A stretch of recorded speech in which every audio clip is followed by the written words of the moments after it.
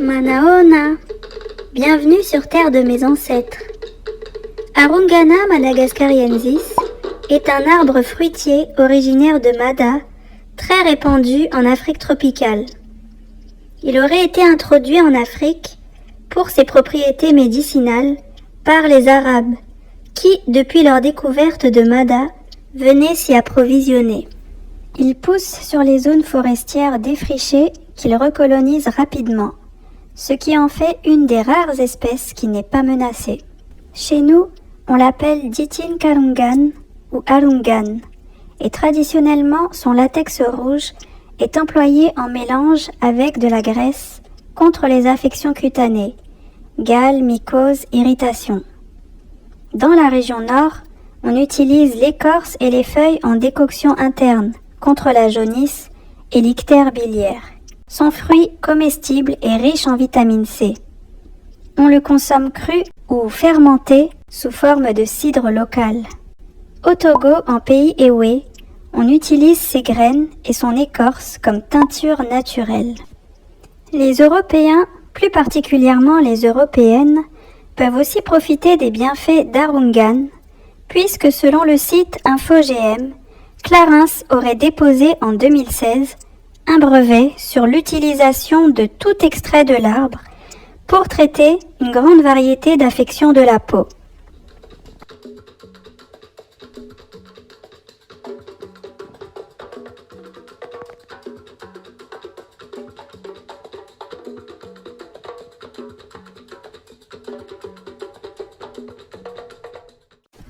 Des cosmétiques allant de 82 à 181 €, mais toujours selon le site InfoGM, qui fait référence à l'association française Jardin du Monde, qui travaille étroitement avec Clarins. L'entreprise ne paie les récolteurs malagasy qu'environ 2 € par kilo de feuilles séchées d'Arungan. Les versements qu'elle a fait à Mada en 2014 et 2015 représentent à peu près 38 centimes pour chacun des 5000 résidents de Joffreville, d'où les feuilles sont récoltées. Et cet argent reste sous le contrôle de l'association Jardin du Monde qui décide de son utilisation. Aucun récolteur malagasy ne perçoit directement cet argent en dépit de leur travail. On peut questionner la légitimité du brevet de Clarins qui s'appuie indiscutablement sur les savoirs et connaissances traditionnelles des Malagasy qui, comme on l'a vu, utilisaient déjà l'Arungan pour ses propriétés curatives pour diverses affections de la peau.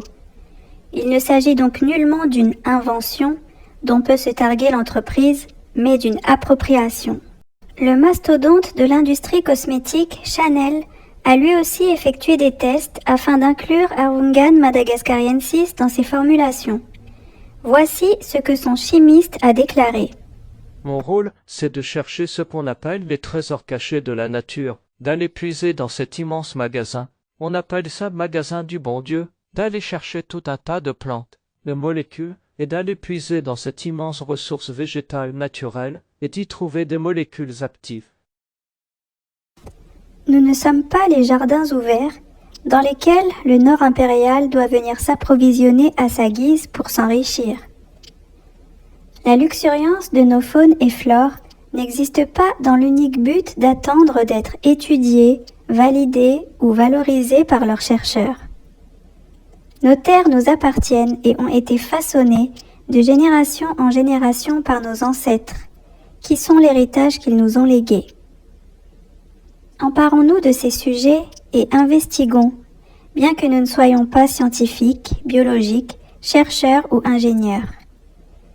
L'amour de notre terre-mère et le désir de la protéger de toute forme d'appropriation et d'exploitation suffit et nous rend légitimes, car le prix à payer, c'est le peuple Gaz qui le paye, et au prix fort.